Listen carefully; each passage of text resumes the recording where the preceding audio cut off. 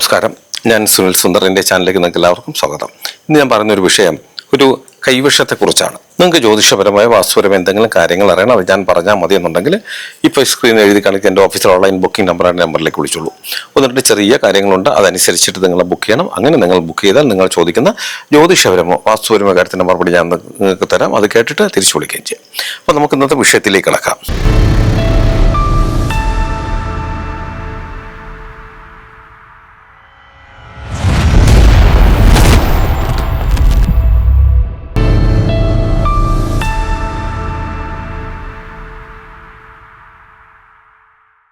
കൈവശം ഇതൊന്ന് ഒരുപാട് സ്ഥലത്ത് നിലനിൽക്കുന്നുണ്ട്. ഇങ്ങനെയൊക്കെ ഉണ്ടോ എന്ന് നമ്മൾ ചിന്തിച്ചു പോകും. അപ്പോൾ ഈ കൈവശം കൊടുക്കുന്നത് പല കാര്യങ്ങൾക്ക് വേണ്ടിയിട്ടാണ്. അപ്പോൾ ഇന്ന് ഞാൻ പറയുന്നൊരു വിഷയം, ഒരു വീട്ടിലേക്ക് മകൻ്റെ ഭാര്യയായിട്ട് വരുന്ന പെൺകുട്ടിയെ നശിപ്പിക്കാൻ വേണ്ടിയിട്ട് ഒരുപാട് പേര് കൂടപത്രം കൈവശമൊക്കെ ചെയ്യുന്നുണ്ട്. അതിനെക്കുറിച്ച് ഞാൻ ഒരുപാട് സംഭവങ്ങൾ ചെയ്തിട്ടുണ്ട്. അതിനെക്കുറിച്ചൊക്കെ ചെറിയ വീഡിയോകളും ഞാൻ ഇതിനകത്ത് ചെയ്തിട്ടുണ്ട്. അല്ലെങ്കിൽ തന്നെ യൂട്യൂബിൽ കയറി നോക്കിയാൽ ഒരുപാട് ഇതേ കണക്ക് അമ്മാവി അമ്മയും നാത്തൂനും കൂടി മരുമകളെ വന്ന് മകൻ കല്യാണം കഴിച്ചു കൊണ്ടുവന്നു എന്നുള്ളതിൻ്റെ പേരിൽ മാത്രം ദ്രോഹിക്കുന്ന ഒരുപാട് കേസ് കെട്ടുകളും പോലീസ് കേസിലും കാര്യങ്ങളും ഞങ്ങളുടെ അടുത്തൊക്കെ വന്നിട്ടുണ്ട്. അങ്ങനെ ഒരുപാട് സംഭവങ്ങൾ ഞാൻ ഇതിനകത്ത് ചെയ്തിട്ടുണ്ട്. ഇത് അതുപോലെ ഒരു സംഭവമാണിത്. സംഭവം എന്ന് പറഞ്ഞാൽ സാധാരണ ഞാൻ പറഞ്ഞതുപോലെ കല്യാണം കഴിച്ച് കൊണ്ടുവരുന്ന പെൺകുട്ടിക്കാണ് പലരും കൈവശം കൊടുക്കുന്നത്. പക്ഷെ ഒരു പെൺകുട്ടിയെ ആലോചിച്ചിട്ട് കല്യാണം ആലോചിച്ചിട്ട് കിട്ടാത്തതിൻ്റെ പേരിൽ അവർക്ക് കൈവശം കൊടുത്ത് അവളുടെ ജീവിതം മൊത്തത്തിൽ നശിപ്പിച്ച് കളഞ്ഞ ഒരു അമ്മാവിയെക്കുറിച്ചാണ്, അമ്മാവി ആകാൻ ആഗ്രഹിച്ച ഒരു സ്ത്രീയെക്കുറിച്ചാണ് ഇന്ന് ഞാൻ പറയുന്നത്. ഇത് തിരുവനന്തപുരത്താണ്. ഞാനിപ്പോൾ ഒരു 1.5 വർഷമേ ആയുള്ളൂ ഞാനിത് പരിഹരിച്ചിട്ട്. അടുത്തടുത്ത് താമസിക്കുന്ന 2 വീട്ടുകാർ, ഒരു മതിൽ അതിൻ്റെ അപ്പുറം. ഞാൻ അവിടെ പോയിരുന്നു. രണ്ടുപേരും സാമ്പത്തികമായിട്ടൊക്കെ നല്ല ഉയർച്ച ഉള്ളവരാണ്. ഒരു വീട്ടിൽ ഒരു പെൺകുട്ടി, ഈ പെൺകുട്ടികൾ 2-3 വയസ്സ് പ്രായമുള്ള ഒരു ആൺകുട്ടി അപ്പുറത്തെ വീട്ടിലുണ്ട്. അപ്പോൾ ഈ പയ്യൻ്റെ വീട്ടിലെ അമ്മയ്ക്ക് വലിയ ആഗ്രഹം ഈ പെൺകുട്ടിയെ കല്യാണം കഴിപ്പിച്ചു കൊടുക്കണം. അവർ പഠിച്ചുകൊണ്ടിരിക്കുകയാണ്. പ്രായമാകുമ്പോഴത്തേക്ക് കല്യാണം, ഡിഗ്രിക്ക് എന്താ പഠിച്ചോ സമയമാണ്, കല്യാണം കഴിപ്പിച്ചുകൊണ്ട് ആഗ്രഹമായിട്ട് ഇവർ എപ്പോഴും ഈ പെൺകുട്ടിക്ക് അവിടെ വയ്ക്കുന്ന ആഹാരം കൊണ്ടുവന്ന് കൊടുക്കാനും ഒക്കെ. പക്ഷെ അന്നൊന്നും അവരുടെ മനസ്സിലൊരു ദുഷ്ടചിന്ത അങ്ങനെയൊന്നും ഇല്ലായിരുന്നു. കൊടുക്കുക. ഈ പെൺകുട്ടിയോട് ഭയങ്കര കാര്യമായിരുന്നു. ക്ഷേത്രത്തിൽ പോകുന്ന സമയത്ത് ഈ പെൺകുട്ടിയെ കൊണ്ടുപോകും. അതായത് ഇവർ പുറത്ത് പറഞ്ഞില്ലെങ്കിലും അപ്പോൾ തന്നെ ഇവർ മരുമകളായിട്ട് അങ്ങ് അംഗീകരിച്ചു. ഈ പയ്യനും താല്പര്യമാണ്. അങ്ങനെ കുറച്ച് ദിവസം കഴിഞ്ഞപ്പോൾ ഈ പെൺകുട്ടിയുടെ വീട്ടുകാർ അവർക്കിതൊന്നും മനസ്സിലായില്ല. എൻ്റെ അടുത്ത് അങ്ങനെയാണ് പറഞ്ഞത്. അവർക്കിതൊന്നും മനസ്സിലായില്ല. അങ്ങനെ ഒരു ദിവസം ഈ വൈകിട്ട് ഈ പെൺകുട്ടിയുടെ പയ്യൻ്റെ അമ്മ ഈ വീട്ടിൽ വന്നിട്ട് ഒരു ആഗ്രഹം പറഞ്ഞു, നമുക്ക് ഇന്ന് പ്രായപൂർത്തിയൊക്കെ ആയി കഴിയുമ്പോഴത്തേക്ക് ഇവർ തമ്മിൽ കല്യാണം കഴിപ്പിച്ചു കൊടുക്കണം, ഞങ്ങളുടെ വലിയ ആഗ്രഹമാണ്. അപ്പോൾ സാമ്പത്തികമായിട്ട് രണ്ടുപേരും അടിച്ചു നിൽക്കുന്ന ആൾക്കാരാണ്. അത്ര സാമ്പത്തികമുള്ള വലിയ കൊട്ടാരം പോലത്തെ 2 വീടാണ് അടുത്തടുത്തിരിക്കുന്നത് എന്ന് പറഞ്ഞു. പക്ഷെ എന്തോ ഈ പെൺകുട്ടിയുടെ വീട്ടുകാർക്ക് അത്ര അങ്ങോട്ട് താല്പര്യമില്ല. പെൺകുട്ടിയുടെ അമ്മയാണ് ഇതിനൊക്കെ നിൽക്കുന്നത്. പെൺകുട്ടിക്ക് സഹോദര സ്ഥാനി ആരും കൊണ്ടോ എന്ന് ഞാൻ ഓർമ്മിക്കുന്നില്ല. അങ്ങനെ അവർ ആലോചന ഒന്ന് വെച്ചു. ആലോചന വെച്ചാൽ അങ്ങനെ ഒരു അത് രീതിയിൽ ആൾക്കാരെ കൊണ്ടുവന്നൊന്നുമല്ല, അവരുടെ ആഗ്രഹം പറഞ്ഞു, നാളെ ഒരു കാലത്തേക്ക് നമുക്ക് അങ്ങനെ ആലോചിക്കാമെന്ന് പറഞ്ഞപ്പോഴത്തേക്ക് തന്നെ 2 ദിവസം കഴിഞ്ഞപ്പോഴത്തേക്ക് ഈ പെൺകുട്ടിയുടെ അമ്മ പറഞ്ഞു, ചേച്ചി അത് നടക്കില്ല, ചേച്ചി താല്പര്യമില്ല, അച്ഛന് താല്പര്യമില്ല, പിന്നെ അവർക്ക് അവരുടെ ബന്ധുക്കളുടെ അവരുടെ സഹോദരങ്ങളുടെ മക്കളെ കൊണ്ട് കല്യാണം കഴിപ്പിക്കണം എന്നൊക്കെയാണ് താല്പര്യം എന്നൊക്കെ പറഞ്ഞിട്ട് പിന്നെ ഈ പയ്യൻ്റെ അമ്മ പറഞ്ഞത് അവരൊരു തെറ്റായി കണ്ടുപോയി. അവരങ്ങനെ പറയാൻ പാടുണ്ടോ, എന്നോട് ചോദിച്ചാണ് അങ്ങനെ പറയാൻ പാടുണ്ടോ, ഞങ്ങൾക്ക് ഇഷ്ടമില്ല എന്നൊക്കെ പറഞ്ഞു. അങ്ങനെ പിന്നെ അതൊരു വിരോധത്തിലേക്ക്, ഈ പെണ്ണിൻ്റെ വീട്ടുകാർക്കൊരു വിരോധം പോലെയായി. പക്ഷെ മറ്റവരപ്പോഴും ആഗ്രഹം ഉള്ളിൽ വെച്ചിരുന്നു. പിന്നീട് ഈ പെൺകുട്ടിയുടെ വീട്ടുകാർ പയ്യൻ്റെ വീട്ടിലേക്ക് വിടാതെയായി. അങ്ങനെ ഒരു ദിവസം ഈ പെൺകുട്ടിയുടെ അമ്മ കുറേ നാളുകൾക്ക് ശേഷം ഒരു അരമുതലാണ് ഇവർ തമ്മിൽ വീട്ടിൻ്റെ ഇത് നടുക്കുള്ളത്. ചോദിക്കും, മോള് വന്നില്ലേ, ഇങ്ങോട്ട് വിടൂല എന്നൊക്കെ ചോദിക്കും. അപ്പോഴത്തേക്ക് ഇവർ പല ഒഴിവുകളും പറഞ്ഞില്ല, അവർക്ക് പഠിക്കാനുണ്ടെന്നൊക്കെ പറഞ്ഞു വിട്ടു. അപ്പോൾ ഈ പയ്യൻ്റെ അമ്മയ്ക്ക് മനസ്സിലായി ഇത് മനഃപൂർവ്വം വിടാത്തതിന് അന്ന് അവർ ചോദിച്ചതിൻ്റെ പേരിലാണെന്ന് മനസ്സിലായി. പിന്നെ അവർ പറഞ്ഞു 2-3 മാസത്തിന് ശേഷമാണ്. പക്ഷെ അവർ ആ ബന്ധം കളഞ്ഞില്ല. പയ്യൻ്റെ വീട്ടുകാർ, പെൺകുട്ടിയുടെ വീട്ടുകാർക്ക് പെൺകുട്ടിയുടെ അമ്മയാണ് പ്രധാനമായിട്ടുള്ളത്. അവർക്ക് പിന്നെ ഒട്ടും താല്പര്യമില്ല ഇത് മുന്നോട്ട് കൊണ്ടുപോകും. അവർ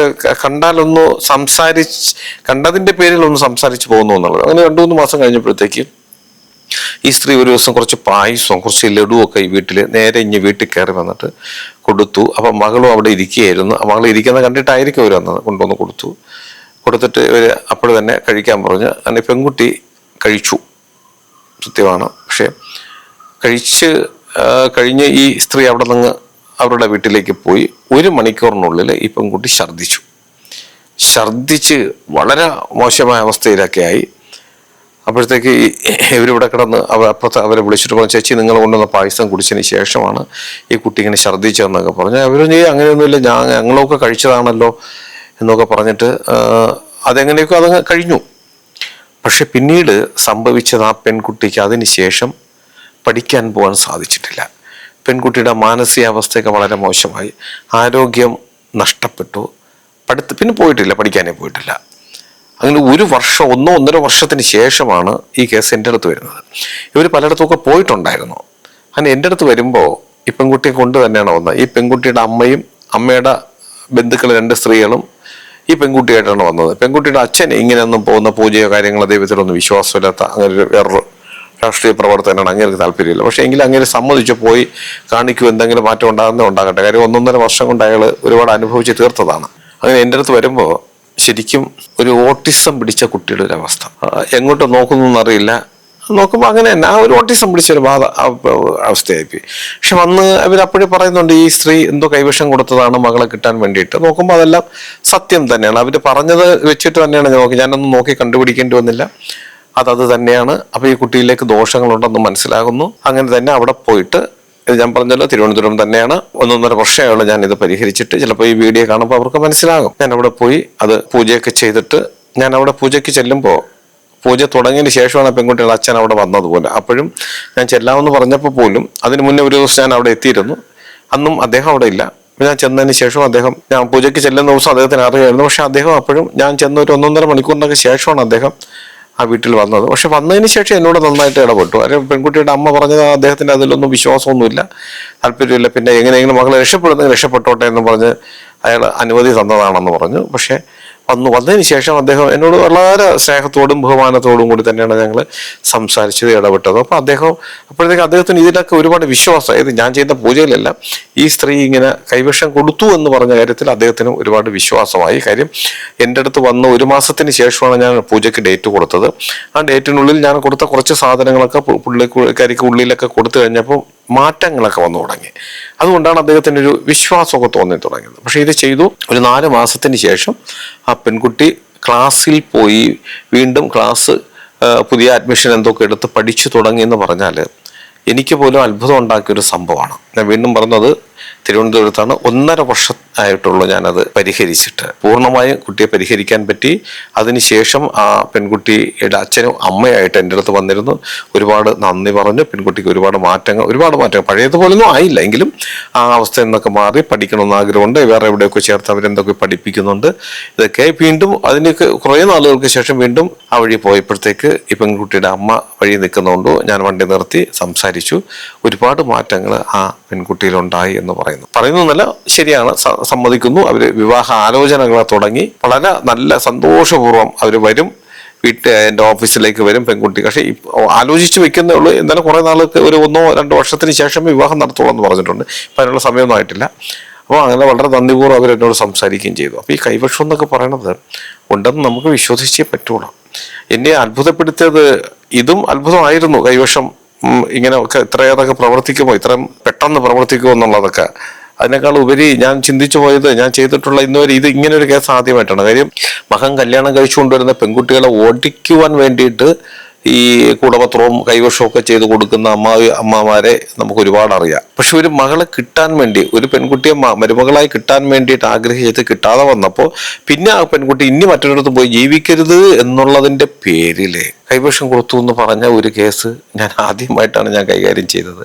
അതെനിക്കൊരു ഇല്ലാത്തൊരു പുതിയ അനുഭവം തന്നെയായിരുന്നു. പക്ഷെ എന്തായാലും എൻ്റെ പിതൃക്കന്മാരുടെയോ എൻ്റെ ഗുരുക്കന്മാരുടെയോ എൻ്റെ ദൈവത്തിൻ്റെയൊക്കെ ഒരു അനുഗ്രഹം കൊണ്ട് അതിനേക്കാൾ ഉപരി ആ കുട്ടിക്ക് ഇനിയും നന്നായി ജീവിക്കാനുള്ള ഒരു യോഗവും കൂടി ഉള്ളത് കൊണ്ടായിരിക്കാം ഞാൻ പോയി ചെയ്തു. അത് പൂർണ്ണമായും പരിഹരിച്ചു കൊടുക്കുവാനും സാധിച്ചു എന്നുള്ളതാണ്. അപ്പം ഇന്ന് ഞാൻ ഈ ഒരു എപ്പിസോഡ് പറഞ്ഞത്, ഈ പറഞ്ഞതൊക്കെ ഒരാളെ ഓടിക്കുവാൻ വേണ്ടിയിട്ട് മാത്രമല്ല ഇതേപോലുള്ള ദുഷ്കർമ്മങ്ങൾ പലരും ചെയ്യുന്നത്. ആഗ്രഹിച്ചത് കിട്ടാതെ വരുമ്പോൾ ഇനി അത് ആരും കൊണ്ടുപോയി ഉപയോഗിക്കണ്ട, ഇതോടുകൂടി മുച്ചൂടും നശിച്ചു പോട്ടെ എന്നുള്ള ധാരണയോടുകൂടിയും ചെയ്യുന്ന ചില ദുഷ്ടചിന്താഗതിക്കാർ. അപ്പം നമുക്ക് കിട്ടിയില്ലെങ്കിൽ വേണ്ട, താല്പര്യമില്ല, അവർ പോട്ടെ, ഇതിലും നല്ലത് നമുക്ക് കിട്ടും, അല്ലെങ്കിൽ ദൈവം നമുക്ക് ഇതിലും നല്ലത് എൻ്റെ മകന് തരും എന്ന് ചിന്തിക്കാതെ ഒരു ജീവിതത്തെ മൊത്തം നശിപ്പിച്ച് കളയുന്ന വിധത്തിൽ ഇങ്ങനെയൊക്കെ ചെയ്യുന്നതൊക്കെ പാപമാണ്. അത് തീർത്താ തീരാത്ത പാപമാണത്. ഇങ്ങനെയൊന്നും ആരും ചെയ്യാതിരിക്കുക. ഞാൻ ഈ പറഞ്ഞ കാര്യം നിങ്ങൾക്ക് എല്ലാവർക്കും ഉപകാരപ്രദമാകട്ടെ. നിങ്ങൾക്ക് ജ്യോതിഷപരമായ വാസ്തുപരമായ എന്തെങ്കിലും കാര്യങ്ങൾ അറിയണം, അത് ഞാൻ പറഞ്ഞാൽ മതി എന്നുണ്ടെങ്കിൽ ഇപ്പോൾ ഈ സ്ക്രീനിൽ എഴുതി കാണിക്കുന്ന എൻ്റെ ഓഫീസിൽ ഓൺലൈൻ ബുക്കിംഗ് നമ്പറാണ്. ഈ നമ്പറിലേക്ക് വിളിച്ചോളൂ. 1-2 ചെറിയ കാര്യങ്ങളുണ്ട്, അതനുസരിച്ച് നിങ്ങൾ ബുക്ക് ചെയ്യണം. അങ്ങനെ നിങ്ങൾ ബുക്ക് ചെയ്താൽ നിങ്ങൾ ചോദിക്കുന്ന ജ്യോതിഷപരമോ വാസ്തുപരമായ കാര്യത്തിൻ്റെ മറുപടി ഞാൻ നിങ്ങൾക്ക് തരാം. അത് കേട്ടിട്ട് നിങ്ങൾക്ക് എന്നെ തിരിച്ച് വിളിക്കുകയും ചെയ്യാം. നിങ്ങളുടെ വീടിനോ നിങ്ങളുടെ ഭൂമിക്കോ വാസ്തുദോഷമോ ഭൂമിദോഷമോ അല്ലെങ്കിൽ ഇതുപോലെ എന്തെങ്കിലും പ്രേതബാധ ദോഷങ്ങളുണ്ട്, അത് ഞാൻ അവിടെ വന്ന് നേരിട്ട് കണ്ട് പരിശോധിച്ച് പരിഹരിക്കണമെന്നുണ്ടെങ്കിൽ നിങ്ങൾ ഈ നമ്പറിലാണ് വിളിക്കേണ്ടത്. അതിന് ഏത് ജില്ലയിലാണെങ്കിലും മറ്റൊരു സ്റ്റേറ്റിലാണെങ്കിലും സമയക്രമം അനുസരിച്ച് ഞാൻ അവിടെ വന്ന് കണ്ട് അതിനുള്ള പരിഹാര മാർഗങ്ങളും ഞാൻ നിങ്ങൾക്ക് ചെയ്തു തരാം. പൂർണ്ണമായും അത് ഞാൻ മാറ്റിത്തരികയും ചെയ്യാം. എന്നെ നേരിട്ട് കാണാൻ ഒരുപാട് പേര് വരുന്നുണ്ട്. വരേണ്ട തിരുവനന്തപുരം ജില്ലയിലാണ്. അവിടെ വരുന്നവരും ഈ നമ്പർ വിളിച്ച് ബുക്ക് ചെയ്തതിന് ശേഷം മാത്രം വരാൻ ശ്രമിക്കുക.